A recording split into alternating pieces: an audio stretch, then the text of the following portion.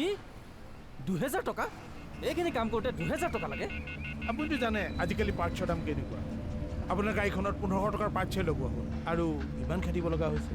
500 টকা লেবাৰ চাৰ্জটো লাগিবই। নোৱাৰোঁ ইমান টকা মই দিব নোৱাৰোঁ। পাৰ্টছৰ দাম বাঢ়িছে হয়, সেই বুলি মই লেবাৰ চাৰ্জ 500 টকা দিব নোৱাৰোঁ।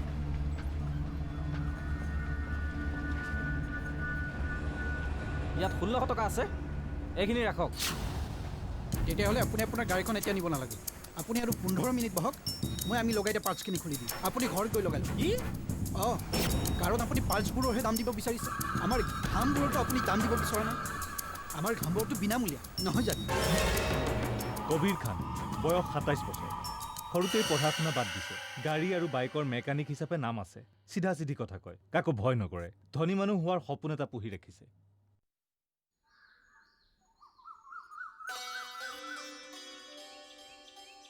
হেৰা, বাহিৰলৈ যাই তুমি কি চটফটাই আছা হে? চটফটাই নাথাকি মই কৰিম কি? এই অনুজটো কেতিয়াই মই তাক দোকানৰ পৰা মালখিনি আনিবলৈ পঠালোঁ, এতিয়ালৈকে তাৰ দেখা দেখি নাই। ক'ত বা মৰিলগৈ সি? আহিব ৰ'বা, ইমান অধৈৰ্য হৈছে কিয়? ঘৰলৈ নাহে ক'লৈ নোযাব? কি হ'ল মা, কিয় ইমান হুলস্থুল কৰি আছা? অ' তই কেতিয়া আহিলি? দোকানৰ পৰা মালখিনি আনিলি নে? সেইটোৱে অনুজৰ কামাল মা।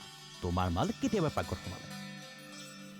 এই অনুজ ক'ত কেতিয়া পহুচি যাব নহয়, কোনেও একো গমকে নাপাব। মই যাদু জানো মা, যাদু। অনুজ বৰুৱা, বয়স 25 বছৰ। হায়াৰ ছেকেণ্ডেৰী পাছ কৰি কম্পিউটাৰ প্ৰশিক্ষণ লৈ বৰ্তমান ঘৰতে আছে। অত্যন্ত তীক্ষ্ণ বুদ্ধি সম্পন্ন। চাকৰি বাকৰি কৰাৰ মন নাই, জীৱনত কিবা এটা ডাঙৰ কাম কৰাৰ হেঁপাহ।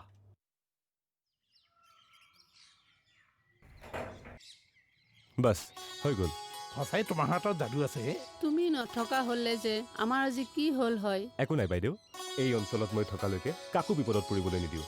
বাৰু মই এতিয়া গৈ থাকোঁ, মোৰ বেলেগত কাম এটা আছে।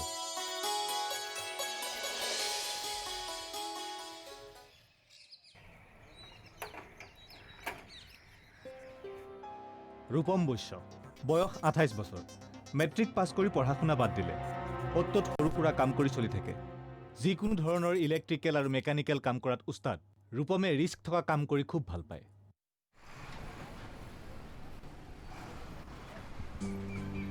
ৰূপম, অনুজ, ৰূপম। বাপৰে, তই পালিহি যে, মই আকৌ নাহিবি বুলিয়ে ভাবিছোঁ। তোৰ বাৰ্থডে পাৰ্টি খাম বুলি ৰখি ৰখি বৰ হৈ গৈছিলোঁ বে। পিছত দুয়োটাই নিজেই কিবা এটা খাই আহিম বুলি ভাবিছিলোঁ। নাইও, আজি গাড়ী এখনৰ কাম কৰি থাকোঁতেই দেৰি হৈ গ'ল। কামটো শেষ নহয়হে নহয়, কামটো শেষ কৰি গা পা ধুই ফ্ৰেছ হৈ এইখিনি লৈ আহোঁতেই দেৰি হৈ গ'ল। হ'ব দে, আহিছে পালি। আৰে অহাততো মই আহিমেই। এবাৰ যদি কবিৰে জবান দিলোঁ, তেন্তে সেই কামটো মই কৰিহে এৰিম। एक बार अगर कबीर ने कमिटमेंट कर दिया तो किसी के नहीं सुनता। ঐ দে বতৰটো কেতিয়াবাৰ পৰা খাওঁ খাওঁ লাগি আছে। যিয়ে নহওক, তোৰ জন্মদিনৰ শুভেচ্ছা থাকিল। মোৰ ফালৰ পৰাও শুভেচ্ছা থাকিল। কবিৰ, ৰূপম আৰু অনুজৰ এই বন্ধুত্ব বহুদিনীয়া। সিহঁত তিনিওটা একেটা অঞ্চলতে একেলগে খেলি তুলি ডাঙৰ দীঘল হৈছে। যদিও সিহঁতৰ ঘৰৰ পৰিৱেশ, কাম আৰু পঢ়া শুনাত যথেষ্ট পাৰ্থক্য আছিল, তথাপিও সিহঁতৰ মাজৰ বন্ধুত্বত ইয়াৰ কোনো প্ৰভাৱ পৰা নাছিল। সিহঁতে এটাই আনটোক লৈ সুখী আছিল।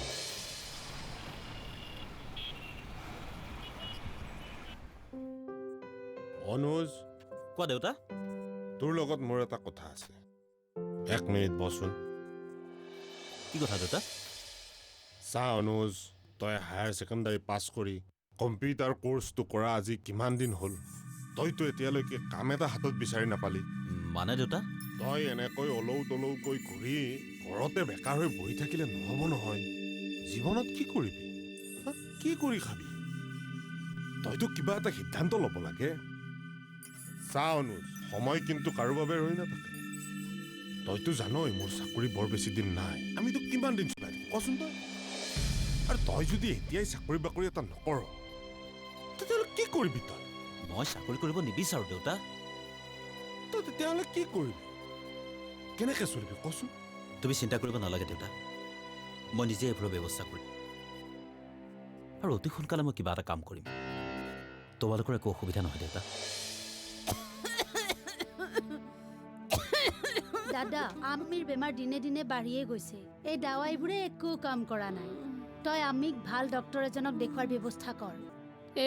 হ'ব এইখিনি ঔষধেই মোক কামত দিব। কিনো ক'ত ভাল ডক্তৰক দেখাবলৈ পইচা গাল পাব। আল্লাই মেহৰবান কৰিলে মই এনেকৈয়ে ঠিক হ'ম আৰু এনেকৈনো আৰু মই কিমান দিন জীয়াই থাকিম। ৰচোন আমি যি টি কথা নকবিচোন, মই কিবা এটা ব্যৱস্থা কৰিম নহয়। হ'ব হ'ব, তই মোৰ চিন্তাত মূৰ গৰম কৰিব নালাগে, তই নিজৰ কামত মন দে। স্বামী উঠছোন উঠছোন, তই উঠছোন আমি অকণ পানী খাচোন।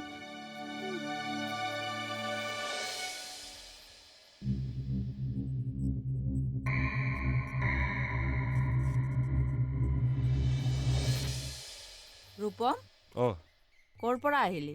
কাম এটা কৰি আহিলোঁ। তই কাম কৰহে কৰ, ঘৰত টকা এটাও দিব নোৱাৰ। এনেকুৱা কাম কৰাতকৈ নকৰাই ভাল। কোনোবা এঠাইত ভালদৰে এটা কাম যোগাৰ কৰি নলওঁ কিয়? য'তে ত'তে ঢপলিয়াই ফুৰিলে নহয় নহয়। মই আনৰ ঘৰত কাম কৰি কিমান চলাম, ইফালে ভনীয়াৰ এজনীকো বিয়া দিব লাগে। সদায়তো একেখিনি কথাকে কিয় কৈ থাক? মই কিবা নিজে ইচ্ছা কৰি কাম নকৰাকৈ আছোঁ নেকি? ভালদৰে এঠাইত কাম কৰিবলৈ মই সুবিধাটো পাব লাগিব। আৰু মই কি কাম নিবিচৰাকৈ আছোঁ? সদায়তো বিচাৰি আছোঁ, নাপালে কি কৰিবি? জানো দে তই কিমান কাম বিচাৰি ফুৰিছ। আক সহায় কৰি ফুৰিবি, তাক সহায় কৰি ফুৰিবি, সেইবোৰৰ পৰা তোৰ কি লাভ হ'ব? তই বিপদত পৰিলে তোক কোনে সহায় কৰিবলৈ আহিব? হ'ব দে, মই জানো, মোক তই বুজাব নালাগে। মই জীয়াই থকালৈকে তোক বুজাম, কিন্তু মই মৰাৰ পিছত তোক কোনে বুজাব? মই সদায় ঘৰলৈ আহিলে তই মোৰ মাথাটো কিয় গৰম কৰি দিয়? ঘৰখনত সোমাবিহে লেকচাৰ আৰম্ভ হ'লেই। নাখাওঁ যা, বাহিৰতে খাম আছোঁ। কম শুনছোন। অনুজ, ৰূপম আৰু কবিৰ তিনিওটা অতি প্ৰতিভাশালী আৰু উদ্যমী ল'ৰা আছিল। কিবা এটা কৰিবৰ বাবে সিহঁতৰ মাজত আছিল অফুৰন্ত শক্তি, কিন্তু এই শক্তিক সিহঁতে সঠিক ঠাইত প্ৰয়োগ কৰিব পৰা নাছিল, যাৰ ফলত সিহঁতৰ ঘৰত অশান্তিৰ সৃষ্টি হৈছিল। সিহঁতৰ অভিভাৱকসকলো সিহঁতৰ কাৰণে চিন্তিত হৈ পৰিছিল। সিহঁতে কিবা এটা ডাঙৰ কাম কৰাৰ আশাত তেওঁলোকে বন্দী হৈ আছিল। হঠাৎ সিহঁতৰ জীৱনৰ গতি সলনি হৈ যোৱাৰ আশাৰ সপোন দেখিছিল। নিজৰ নিজৰ ঘৰৰ বেলেগ বেলেগ সমস্যাবোৰ আলোচনা কৰিবৰ বাবে সিহঁত তিনিওটা পুনৰ লগ হয়।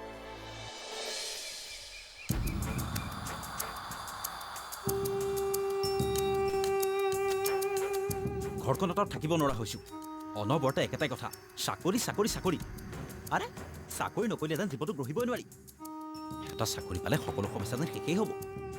তহঁতিয়ে কচোন, আজিৰ দিনত চাকৰি কৰি কেইটা মানুহ সুখেৰে আছে? মোৰ ঘৰতো একেই দশা। দিনে ৰাতিয়ে কেৱল মাৰ খেচখেচনি কিবা এটা কৰিব লাগে, কিন্তু কৰিবি কি? আৰে কাম কৰোঁ বুলি কৰিব নোৱাৰি নহয়। ভাল কাম এটাতো পাবও লাগিব।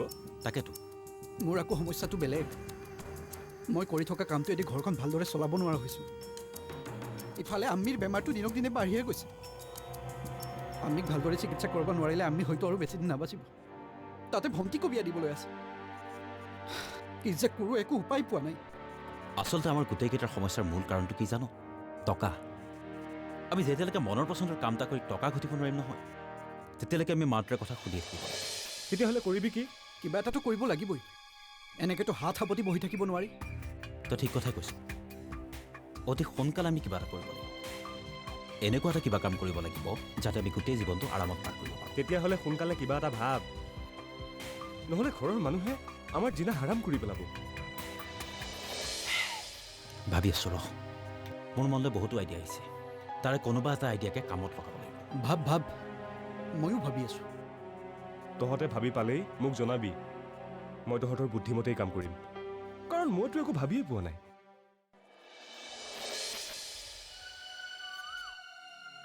কি হ'ল দীপিকা, মন মাৰি আছা যে? ঘৰত কোনোবাই কিবা ক'লে নেকি? নাই, কোনেও একো কোৱা নাই। তেতিয়াহ'লে আচলতে অনুজ, মই তোমাক কথা এটা কম বুলি এতিয়ালৈকে ক'বই পৰা নাই। কি কথা? মা দেউতাহঁতে ঘৰত মোৰ বিয়া কথা উলিয়াইছে। অহা দেওবাৰে ল'ৰাটোৱে হেনো মাক দেউতাকক লৈ আমাৰ ঘৰলৈ আহিব। আৰু তুমি সকলো কথা মনে মনে মানি ল'লা? নেমানি কি কৰিম অনুজ? মা দেউতাহঁতক তোমাৰ কথা ক'বলৈ তুমিতো এতিয়ালৈকে চাকৰি এটা যোগাৰ কৰিব পৰা নাই, তুমি বিজনেছো নকৰা। মা দেউতাহঁতক কি বুলি মই তোমাৰ কথা ক'ম? বেকাৰ ল'ৰা এটাৰ লগত মাহঁতে মোক কেতিয়াও বিয়াত বহিব নিদিয়ে, আৰু মইতো তোমাৰ লগত পলাই গৈ বিয়াত বহিব নোৱাৰোঁ। চোৱা অনুজ, তুমি যদি মোক বিয়া পাতিব বিচাৰা তেনেহ'লে সোনকালে কিবা এটা কৰা।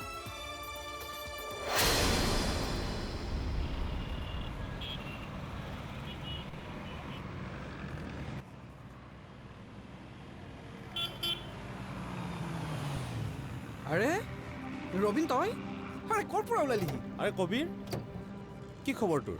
কচোন কচোন, তোৰ খবৰ কচোন। আৰে মোৰ খবৰ পিছত ক'ম। তোৰ খবৰ ক। মোৰ আৰু কি খবৰ থাকিব, আগৰ দৰে গেৰেজত কাম কৰি টুকটাক চলি আছো আৰু। কচ তই এতিয়া ক'ত, কি কাম কৰি আছ? মই এতিয়া বেংগালুৰু, তাতে ৰেষ্টুৰেণ্ট এখন খুলিছোঁ, কম্পিউটাৰ পাৰ্টছৰ দোকান এখনো আছে। এতিয়া গুৱাহাটীত কিবা এটা বিজনেছ কৰিম বুলি আহিছোঁ। 10-15 দিনমান থাকিম আৰু। বুৱা, তোৰ দেখোন লাইফ একেবাৰে ছেড হৈ গ'লো। ক'ৰবাত লটাৰী কিবা টকা চকা পালি নেকি? 2-3 বছৰত ইমান উন্নতি কৰিলি। লটাৰী পোৱা নাই অ', মেহনত বুজিছ, মেহনত কৰিলে আৰু লাইফত অলপ ৰিস্ক ল'লে চব পাব পাৰে। টকা পইচা সা সম্পত্তি সকলো পাব পাৰে। তই ঠিকেই কৈছ। বাৰু এতিয়া এইবিলাক বাদ দে, অলপ ফুৰি আহোঁ ব'ল। বল।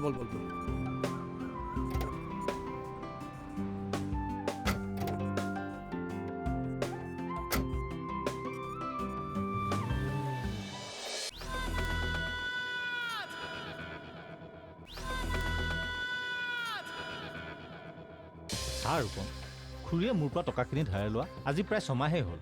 আজিলৈকে 1 টকা এটা ঘূৰাই দিয়া নাই।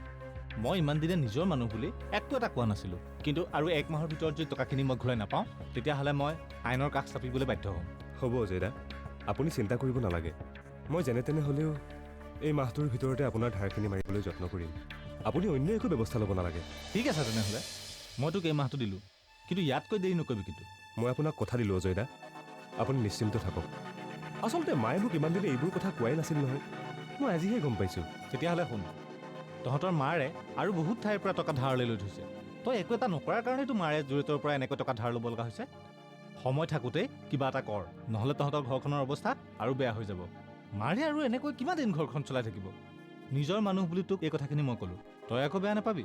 নাই মই আকৌ কিয় বেয়া পাম। তেতিয়াহ'লে মই এতিয়া গৈ থাকোঁ, তই টকাখিনি সোনকালে যোগাৰ কৰাৰ ব্যৱস্থা কৰিবি। হা, হ'ব জয়দা।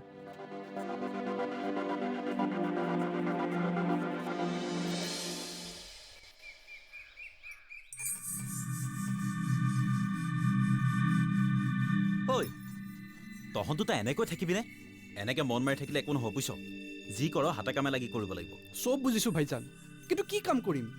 চাকৰি এটা কৰিবলৈতো ভালদৰে পঢ়া শুনা নকৰিলোৱে, আৰু আজিকালি লাখ টকা ঘোচ নিদিলে চাকৰি এটানো কেনেকৈ সম্ভৱ? বিজনেছ কৰিবলৈও হাতত টকা নাই।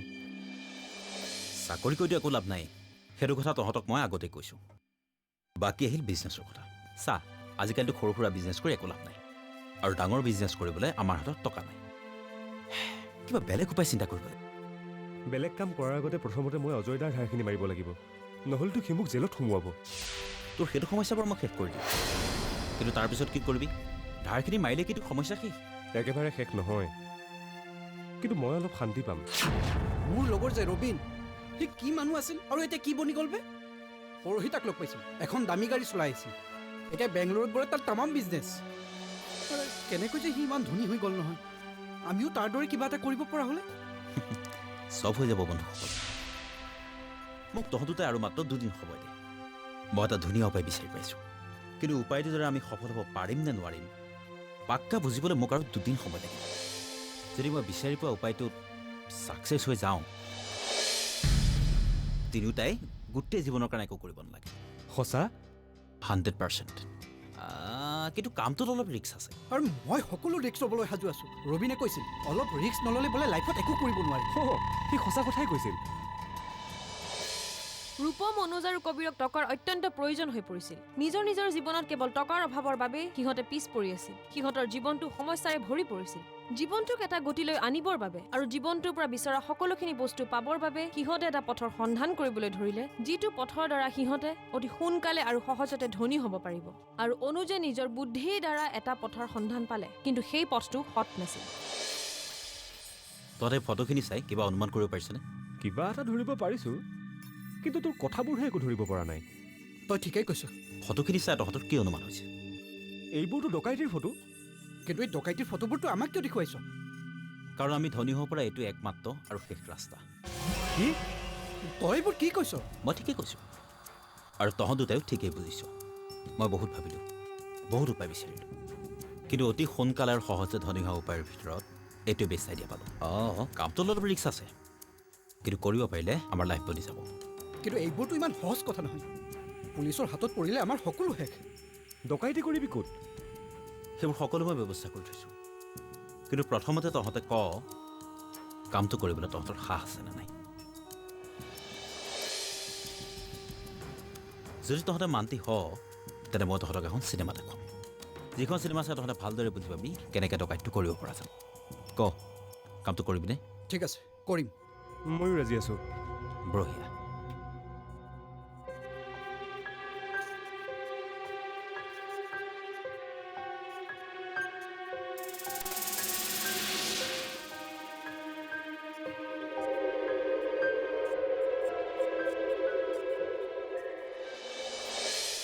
কেনেকুৱা লাগিল চিনেমাখন চাই সঁচাই ভাল লাগিল মনত অলপ হ'লেও সাহস আহিছেনে আমিও জানো এনেকৈ ধৰা নপৰাকৈ ডকাইতিটো কৰিব নোৱাৰিম নিশ্চয় পাৰিম পাৰিম পাৰিম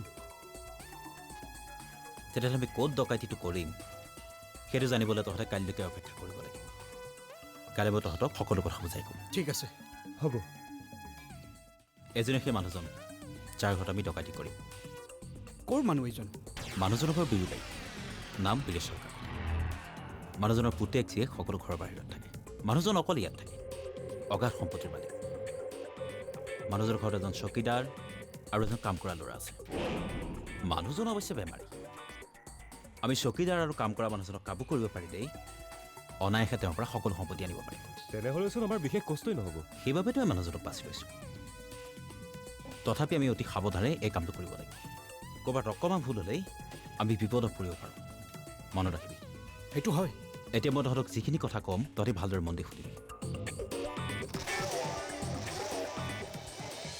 অতি সোনকালে ধনী হোৱাৰ তাৰণাত অনুজ কবিৰ আৰু ৰূপমে এক ভয়ংকৰ সিদ্ধান্ত লৈ পেলালে আৰু এই সিদ্ধান্ত সফল কৰি তুলিবৰ বাবে সিহঁতে উঠি পৰি লাগিল অতি উৎসাহেৰে সিহঁতে এই কামটোত মনোনিৱেশ কৰিলে কাৰণ সিহঁতে ভাবিছিল যে এই কামটোত সফল হ'ব পাৰিলে সিহঁতে দীৰ্ঘদিনৰ বাবে সুখী হৈ থাকিব পাৰিব ডকাইতিৰ দৰে এই জঘন্য কামটো সফল কৰি তুলিবৰ কাৰণে সিহঁতে প্ৰায় সকলোখিনি সা সঁজুলি যোগাৰ কৰিব ধৰিলে অনুজে প্ৰথমৰ পৰাই এই কামটোত আগভাগ লৈছিল আৰু সেইকাৰণে অনুজৰ নিৰ্দেশ মতে সিহঁতে সকলোখিনি যোগাৰ কৰিলে সিহঁতে ভাবি ঢুকি পোৱা নাছিল যে এক অন্ধকাৰ ভৱিষ্যতে সিহঁতৰ কাৰণে অপেক্ষা কৰি আছে আমাৰ সকলোবিলাক বস্তু প্ৰায় যোগাৰ হৈ গৈছে আৰু মনত ৰাখিবি আমি ঘৰখনত সোমোৱাৰ আগে আগে এই টুপিকেইটা আমি পিন্ধি ল'ব লাগিব কোনো যাতে আমাক চিনি পাব নোৱাৰে সকলো কাম প্লেনিং মতে কৰিব লাগিব অকণ যাতে খেলিমেলি নহয় মনত ৰাখিবি ঠিক আছে তই কোৱাৰ দৰে আমি সকলোবিলাক কাম কৰিম অ'কে তেতিয়াহ'লে কাইলৈ সন্ধিয়া আমি 5টা বজাত আমি ইয়াত লগ হ'ম আৰু ওলাই যাম হ'ব হ'ব হ'ব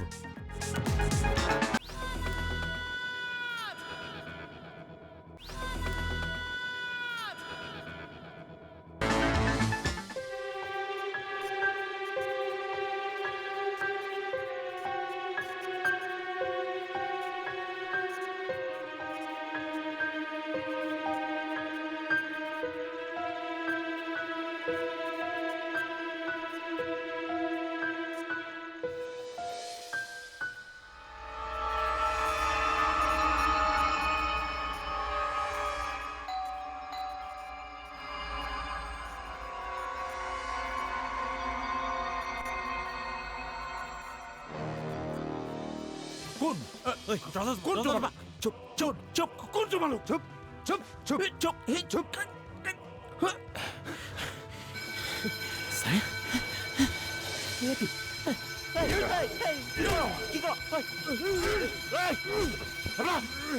কি কৰি দিয়া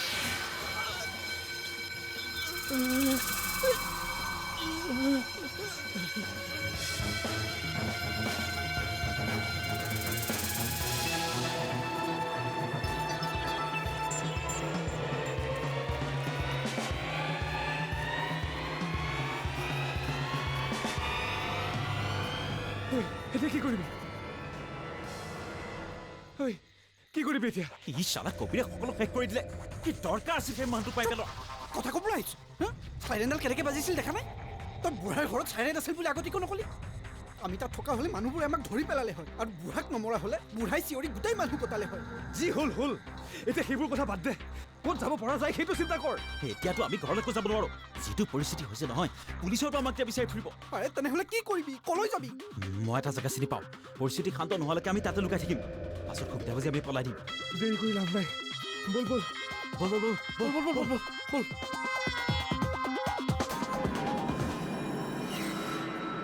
পানী পানী কোনোবা এটাই মোক পানী অকণ দে পানী ৰূপম ইয়াক যেনে তেনে অলপ পানী দিবই লাগিব, নহ'লে ই মৰি থাকিব। কিবা অলপ খাবলৈও দিব লাগিব। ঠিক আছে তেনেহ'লে তই ইয়াতে থাক, মই অলপ পানী আৰু খোৱাৰ বস্তু লৈ আহোঁ। ঠিক আছে, যা, সাৱধানে আহিবি। তই চিন্তা কৰিব নালাগে।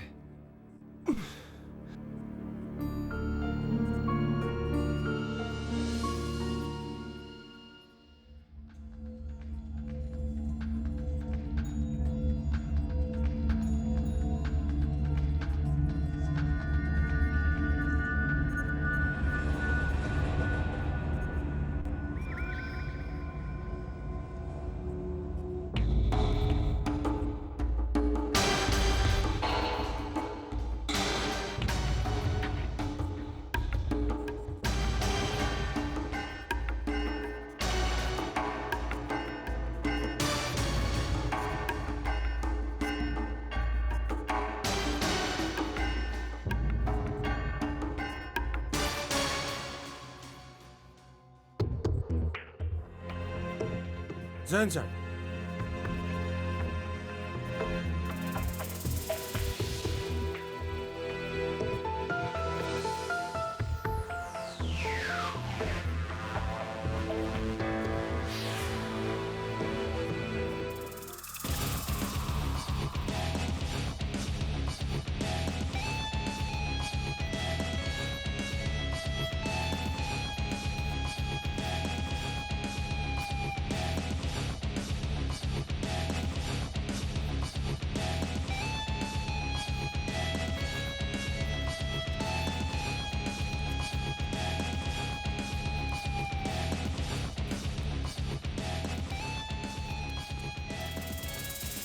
অৱশেষত অনুজ, ৰূপম আৰু কবিৰ আৰক্ষীৰ হাতত ধৰা পৰিল। আৰক্ষীৰ আগত সিহঁতে নিজৰ দুখ স্বীকাৰ কৰে। সিহঁতৰ স্বীকাৰোক্তিৰ ভিত্তিত মহামান্য আদালতে বীৰেশ্বৰ কাকতিক হত্যা আৰু তেওঁৰ ঘৰত ডকাইতি কৰিবলৈ যোৱাৰ দোষত দোষী সাব্যস্ত কৰি ভাৰতীয় দণ্ডবিধি আইনৰ ৩৯৫ আৰু ৩০২ ধাৰা মতে যাৱজ্জীৱন কাৰাদণ্ড প্ৰদান কৰে।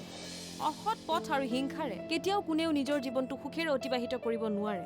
ভুল পথ আৰু বিকৃত মানসিকতাৰ লোকৰ পৰা সদায় নিজকে বচাই ৰাখক। এনেকুৱা এটা সত্য অপৰাধৰ কাহিনীলৈ মই পুনৰ উপস্থিত হ'ম পৰৱৰ্তী খণ্ডত। সদায় সজাগ আৰু সচেতন থাকক আৰু অপৰাধৰ সন্মুখীন হওক সাহসেৰে।